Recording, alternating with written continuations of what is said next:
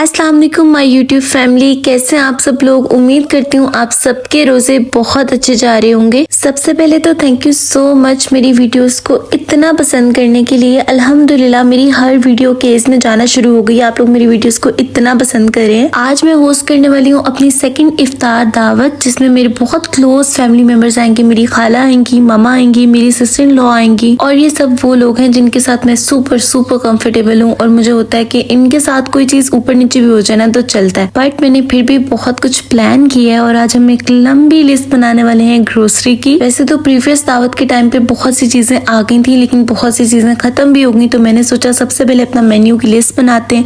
वो लिस्ट बनाकर मैं चली गई ग्रोसरी करने। हमारे टोटल गेस्ट हैं 16 to 17, लेकिन मैंने 20 के अकॉर्डिंग सब कुछ किया है ताकि चीजें एक्स्ट्रा हो जाए, कम ना हो। जितना मैंने प्लान किया उसके अकॉर्डिंग मैं 9 डिशेस बनाऊंगी और साथ में साइड्स के तौर पर रायता, सैलेड, खजूर वगैरह सब कुछ होगा, ड्रिंक्स होंगी। और क्योंकि ये सारी चीजें करना एक दिन में मुश्किल हो जाएगा, तो मैंने एक रात पहले सारी तैयारी शुरू कर दी थी। सबसे पहली और सबसे इम्पोर्टेंट टिप जो कि आपको थोड़ी सी सिली लगेगी वो ये है कि सबसे पहले आप अपने ऊपर तवज्जो दें, क्योंकि लास्ट दावत पर मैं रेडी नहीं हुई थी और मुझे इतनी एम्बेरसमेंट हो रही थी, तो मैंने कहा इस दफा पहले तो मैं जाकर अपर लिप्स करवा कर आती हूँ ना। तो खैर सैलून से आने के बाद मैं यहाँ पर बना रही हूँ मलाई बोटी रोल की फिलिंग। 1 पाव मैंने चिकन लिया था, उसमें 1 pinch ginger powder, garlic powder डाल दिया, 1 टीस्पून जो है वो मैंने सॉल्ट डाल दिया, थोड़ी सी मैंने ब्लैक पेपर डाल दी, जितनी आपको पसंद हो आप डाल सकते हैं। फिर मैंने इसमें डाला तकरीबन ½ कप योगर्ट, 3 टेबलस्पून मेयोनीज। ये वाली फिलिंग ना बहुत जल्दी बन जाती है और इतनी मजे की बनती है ना, आप लोग जरूर ट्राई कीजिएगा।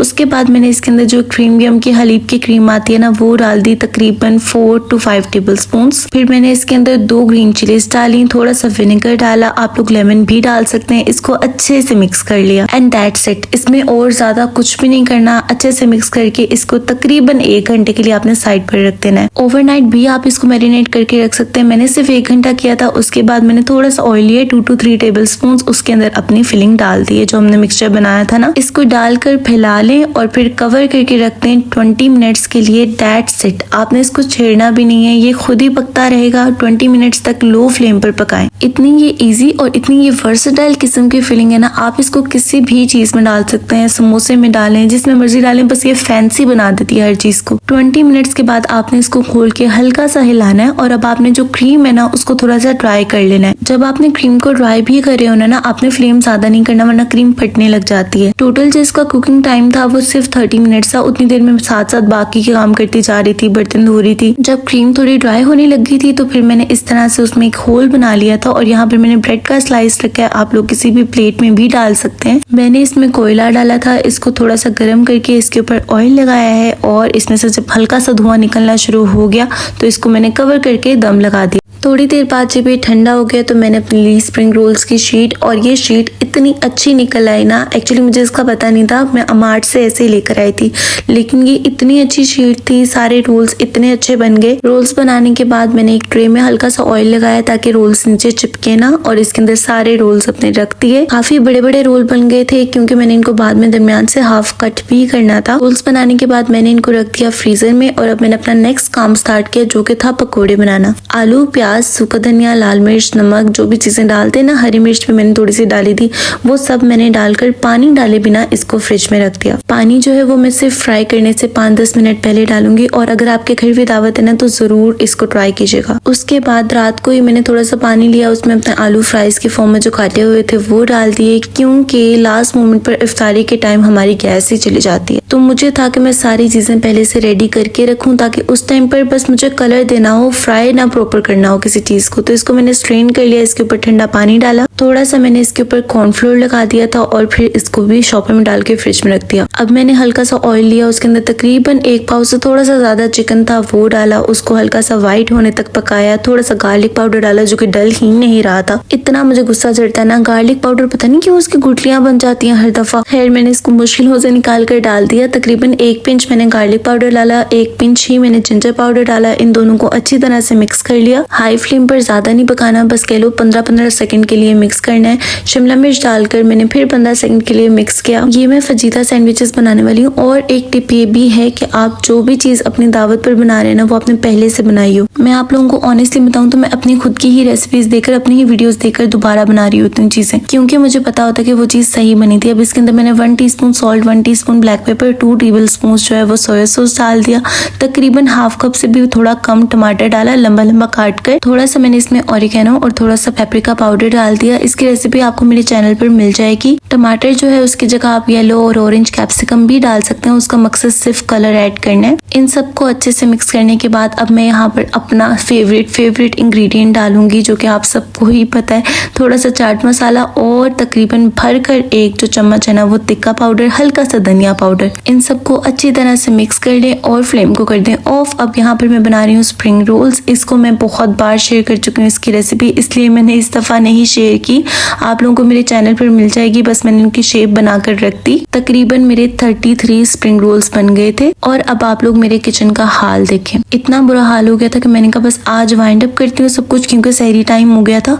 तो मैंने यहाँ पर अब डस्टिंग स्टार्ट कर दी। पूरे घर की मैंने डस्टिंग कर ली थी। अब मैंने किचन थोड़ा सा क्लीन किया। और ये जो सारी चीजें आपको देखने में लग रही है ना कि झटपट बन गई है, इसमें मैं इतना थक गई थी। मैंने पहले जूस पिया, मुझे इतनी प्यास लग रही थी। मुझे तो ऐसे लगता है थकावट वगैरह भी कुछ नहीं होती। अगर आपके फेवरेट लोग आ रहे हो, आप लोगों को पसंद करते हो, तो आपको कोई थकावट नहीं होती। आप एक्साइटमेंट में सारे काम कर रहे होते हो। और जब भी हमारे घर कोई आए, हम किसी को बुलाएं, खास तौर पर इफ्तार पर, रमजान में, तो हमें उसके लिए हर चीज दिल से ही तैयार करनी चाहिए। खैर अब सहरी का टाइम हो गया था, तो फिर मैंने अंडा चने खाए, साथ में नान खाए। दोबारा से मैं ऊपर आ गई, मैंने कहा बाकी का काम कर लूं। चाट मसाला जो था उसको मैंने पैकेट से निकाल कर नमकदानी में रख दिया। और मुझे ऐसा लगता है कि मतलब अगर हम पैकेट में रखते हैं ना तो वो आंखों में भी जाता है। और ये छोटी छोटी चीजें होती हैं जिसका हमें ख्याल करना चाहिए। इससे हमारी दावत के ओवरऑल प्रेजेंटेशन पर बहुत फर्क पड़ता है। अब मैंने एक पेपर लिया और उस पर अपनी सारी चीजों के नाम लिख दिए, क्योंकि मैं आप लोगों को एक टिप देती हूँ, इस तरह से अगर हम पेपर पर लिख कर उसको ऐसे फाड़ लेते हैं ना और अपनी सारी प्लेट्स में डाल देते हैं, तो लास्ट मोमेंट पर बहुत आसानी हो जाती है। क्योंकि ये सब कुछ मैंने खुद ही किया था और लास्ट मोमेंट पर मैं फ्राइंग का काम कर रही होंगी, तो अगर मैंने इस तरह रखा होगा तो मैं किसी भी बच्चे को भी कह दूंगी ना, जाकर इन प्लेट्स में ये चीज रख दो, तो वो इजीली रख देगा। क्योंकि किसी और को नहीं पता होता कि किस चीज की क्वांटिटी कितनी है और वो कौन सी प्लेट में जाकर ज्यादा अच्छी प्रेजेंटेबल लगेगी। तो अगर इस तरह से लिखा हो ना तो बहुत आसानी हो जाती है। बाकी के बर्तन भी मैंने यहाँ पर निकाल कर रख लिए हैं ताकि सुबह मुझे बहुत ज्यादा कोई मसला ना हो। और अब इस टाइम पर बस मैं सोने वाली थी ना, इसलिए मुझे था कि सब चीजें रेडी हो जाए। टेबल शेबल भी सेट करने के बाद फिर मैं सो गई और सुबह उठी तो मौसम इतना ज्यादा अच्छा और हसीन हुआ हुआ था ना।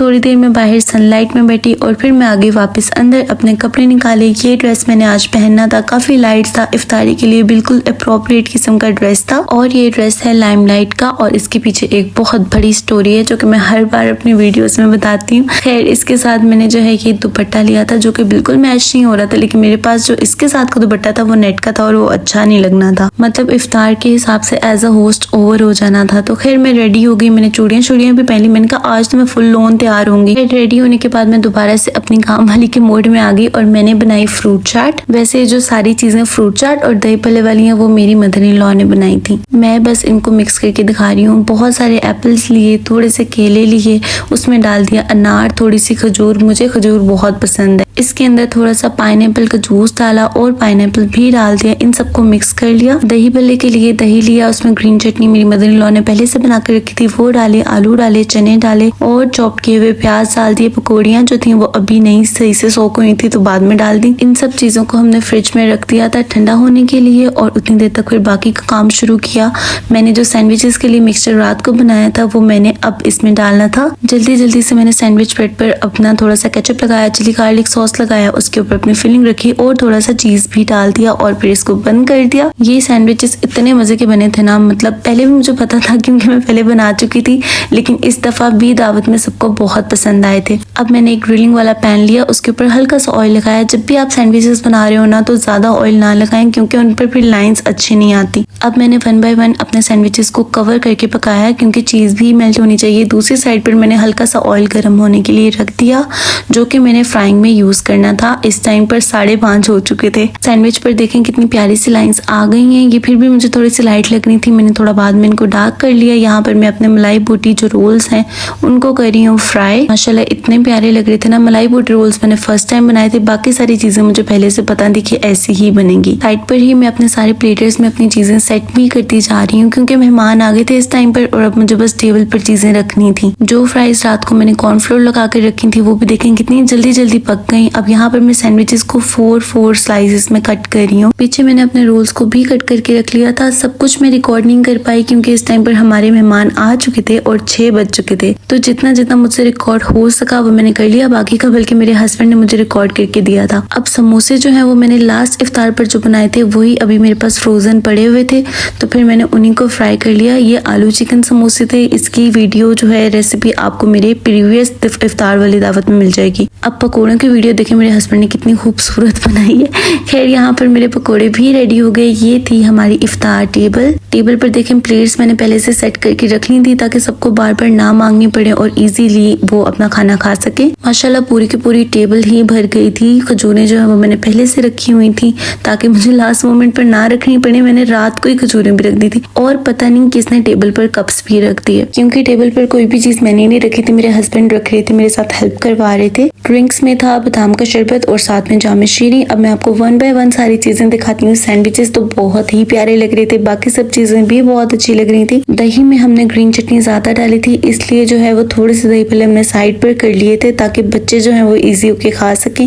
एक्स्ट्रा सैंडविचेस भी हमने साइड पर किए थे क्योंकि वो मेरी प्लेट्स में पूरे नहीं आ रहे थे। Overall everything went really well. सबको इतना मजा आया, सबको सब कुछ बहुत पसंद आया। फातिमा को सुबह सुबह उसके दादा अबू उसकी नानों के घर छोड़ा थे ताकि वो मुझे तंग ना करे और वो फिर अपनी नानों के साथ ही आई थी इफ्तार टाइम। इफ्तार के बाद खाने से पहले ही सबका होता है कि बस हमें चाय चाहिए, मतलब चाय जो है ना वो हमारा पेट्रोल है, हमारा फ्यूल है। तो फिर मैंने सबके लिए चाय बनाई और माशाल्लाह इतने ज्यादा कप्स हो गए थे ना चाय के। सब लोगों को हर चीज इतनी पसंद आई। और मैं आपको बताऊं मैंने जो चाय है वो टी पोट में सर्व नहीं की क्योंकि मुझे था कि बच्चा है हमें तो गिर ना जाए, तो मैंने किचन के काउंटर पर ही उसको कप्स में डालकर तभी सर्व किया था। और एक और टिप जो मैं आपको देना चाहूंगी कि अगर आपके घर में बच्चे ज्यादा है ना तो आप उनका सेपरेट डाइनिंग टेबल लगा दें या फिर उनको बेड पर या कहीं सेपरेट जो है ना वो बिठा दें ताकि वो इंटरफेयर ना करें और आपके जो मेन डाइनिंग टेबल है उसको खराब ना करें। वैसे अल्हम्दुलिल्लाह मेरे घर के बच्चों ने बिल्कुल तंग नहीं किया सिवाय मेरी अपनी बच्ची के। शुक्र है इसको मैंने नानों के घर भेज दिया था। अब यहाँ पर मैं सर्व कर रही हूँ चिकन बिरयानी। ये मेरी मदर इन लॉ ने बनाई थी और इतनी गरम गरम सर्व की थी ना।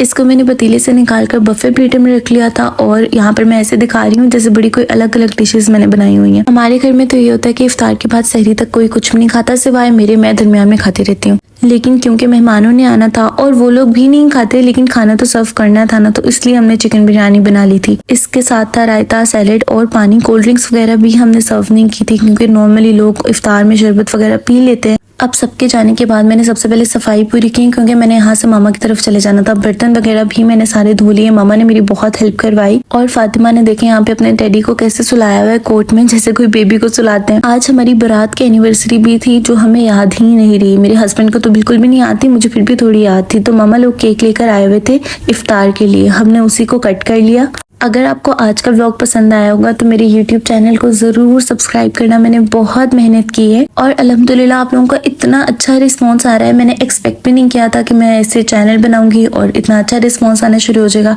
लेकिन मैंने अपनी वीडियोस पे, अपने कंटेंट पर बहुत मेहनत की है। अगर आपको मेरा कंटेंट जरा सा भी पसंद आ रहा है तो इस वीडियो को लाइक एंड शेयर भी जरूर कीजिएगा। कल मिलते हैं इंशाल्लाह। अल्लाह हाफिज।